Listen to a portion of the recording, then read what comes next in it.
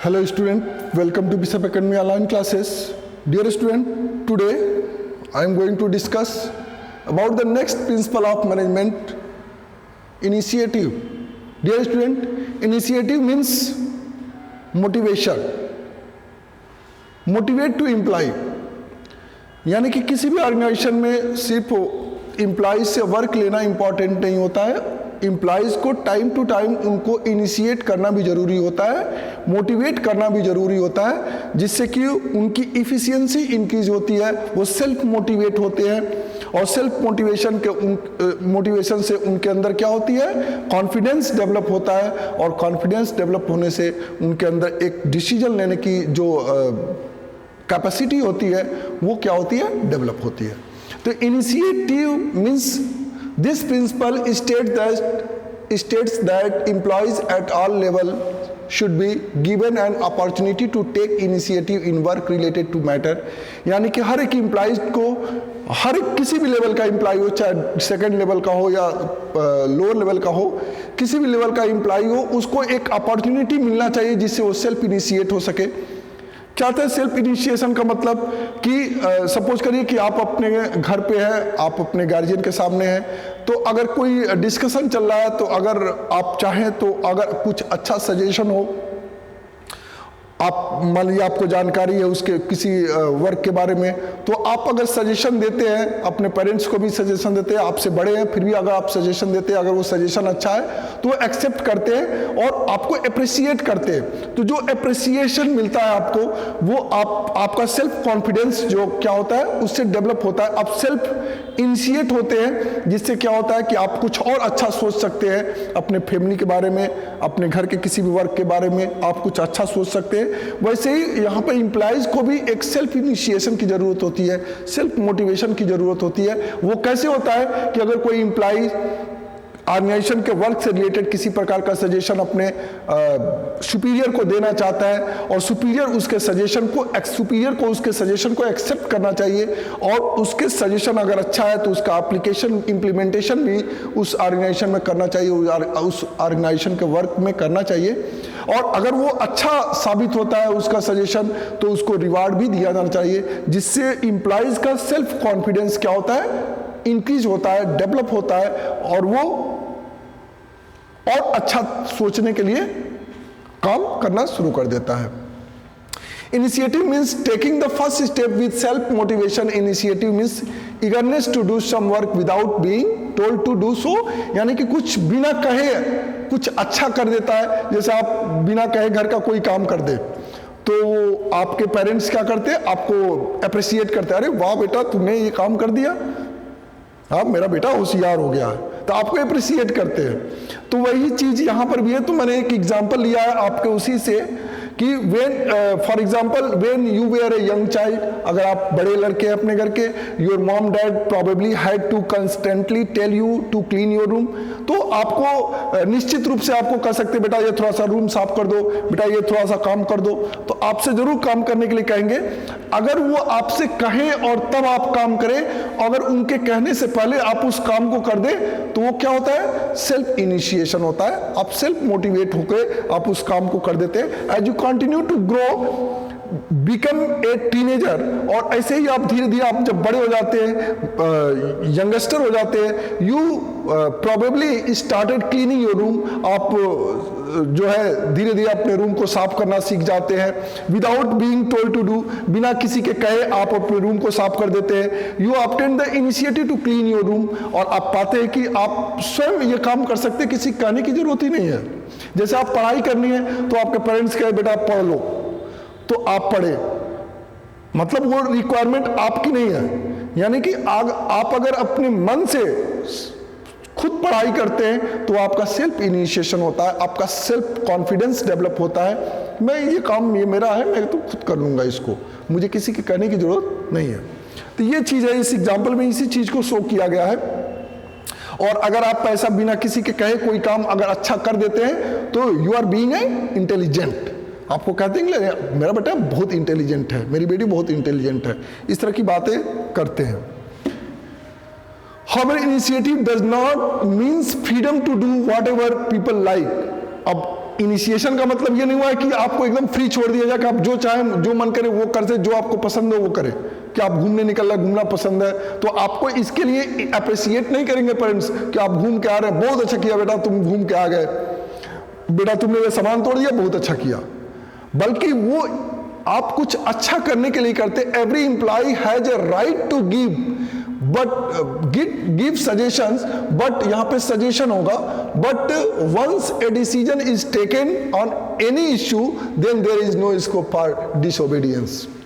अगर यानी कि कोई भी अगर डिसीजन से अगर आप कोई इश्यू खड़ा हो जाता है तो वो उसका स्कोप क्या होता है? डिसओबीडियंस होता है, यानी कि वो आपके फेवर में नहीं है। उस तरह की चीजें नहीं करनी चाहिए।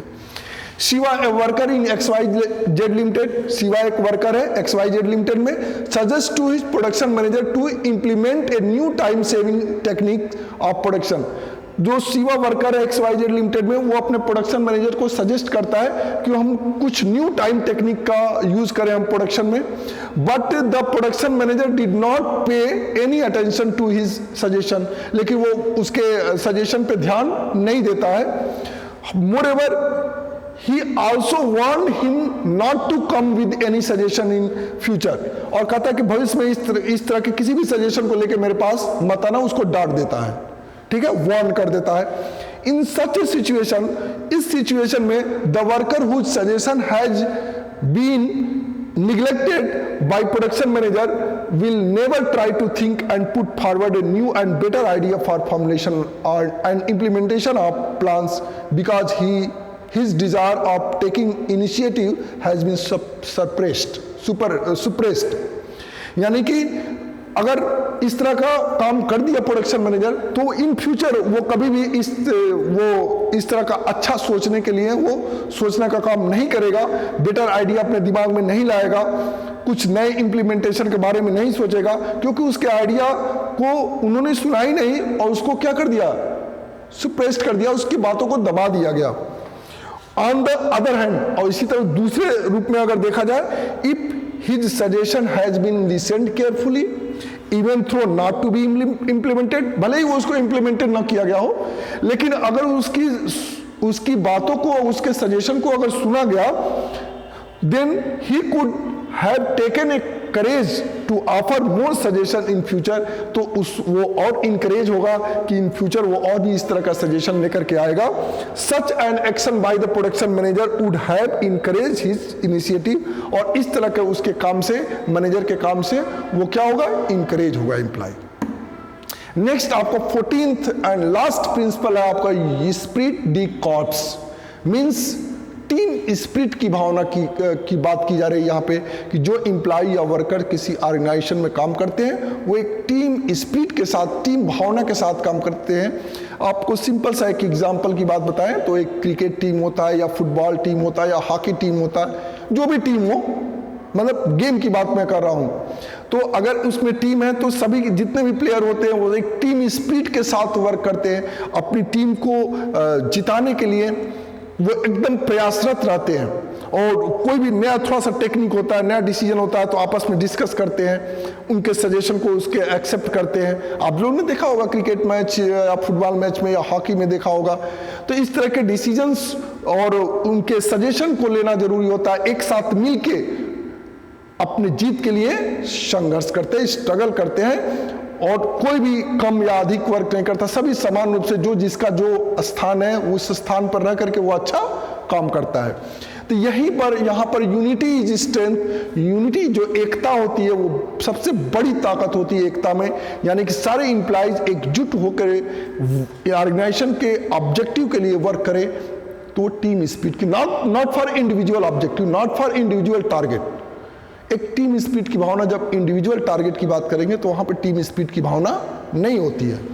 Spirit corps means team spirit or harmony in group effort and mutual understanding among employees. In order to achieve the best possible result, management should promote teamwork and coordination. A manager should replace the feeling of I with we, यानी कि जो managers होते हैं वो मतलब वो boss होते हैं, आई की बात नहीं करके वो वी की बात करते हैं, यानी कि जो हमता वाली भावना है वो हटा देते हैं, आई को वी के साथ रिप्लेस करके वो सबको एक टीम स्पिरिट के साथ वर्क करने के लिए क्या करते हैं, प्रेरित करते हैं, उनको मोटिवेट करते हैं। According to fuel management should promote a team spirit of unity and harmony among employee। और मैनेजमेंट को क्या करना चाहिए कि वो एम्प्लॉयज के बीच में एक टीम स्पिरिट की भावना या एक रूपता की भावना, एकता की भावना को क्या करना चाहिए, प्रमोट करना चाहिए, लाना चाहिए। When there is a team spirit, everyone comes forward to help others। Team spirit helps to develop an atmosphere of mutual trust। और इस तरह से सभी लोग मिलकर एक साथ एक दूसरे की सहायता करके वर्क अगर करेंगे तो उससे क्या होता है, एक अच्छा आपसी सूझबूझ का एक एटमॉस्फेयर क्रिएट हो जाता है, और जिसमें it inspires people to work with full dedication and improve the quality of work. और इस तरह से जो एम्प्लॉय होते हैं वो फुल डेडिकेशन के साथ वर्क करते हैं, एक फैमिलियर होकर वर्क करते हैं। मतलब जितने भी एम्प्लॉय हो ऑर्गेनाइजेशन में वो सभी क्या है, एक फैमिली है और एक फैमिली के साथ वर्क करते हैं। Henry Fayol said that. तो इस तरह से आपके 14 प्रिंसिपल है, आपने समझ गया स्पीड डिक्रॉप्स का मतलब। इसमें जो मेन चीजें मैंने क्या बताया है कि management should replace the feeling of I with we. ये मोस्ट इंपॉर्टेंट थिंग्स है इस पूरे प्रिंसिपल में, 14 प्रिंसिपल में, जिसको आपको लिखते समय इस चीज का रिप्रेजेंटेशन करना जरूरी होता है। आपने एग्जाम्पल तो समझ ही लिया। तो इस तरह से आप इस पर रिलेटेड केस स्टडी बहुत इंपॉर्टेंट होता है। इस पर रिलेटेड केस स्टडी अक्सर पूछा जाता है एग्जाम में। ये देखिए यहाँ पर ये बॉस है, यहाँ पे ये एम्प्लॉयज है, या कहते हैं यूनियन इज स्ट्रेंथ, एकता शक्ति है। Sir from today we will work with team spirit. कहता है कि सर आज से ही हम लोग टीम स्पिरिट के साथ वर्क करेंगे, टीम भावना के साथ वर्क करेंगे। एक एग्जांपल और मैं लेता हूं कि if the production manager assigned a target of 200 unit and 200 unit to a group consisting of 10 members, यानी कि 10 वर्कर्स का एक ग्रुप है जिसको वो 200 यूनिट का टारगेट का 200 यूनिट के प्रोडक्शन का टारगेट देता है, यानी कि पर वर्कर्स कितना यूनिट हुआ, 20 यूनिट्स हुआ।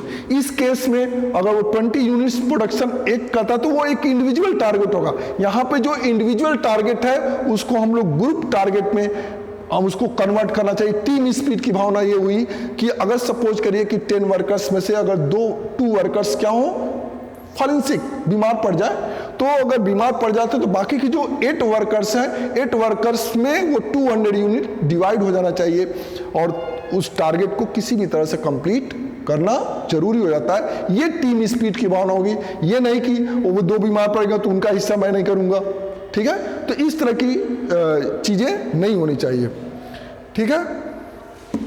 Thank you, have a nice day. If you have any confusion then you can ask questions on Google classroom और व्हाट्सएप ग्रुप।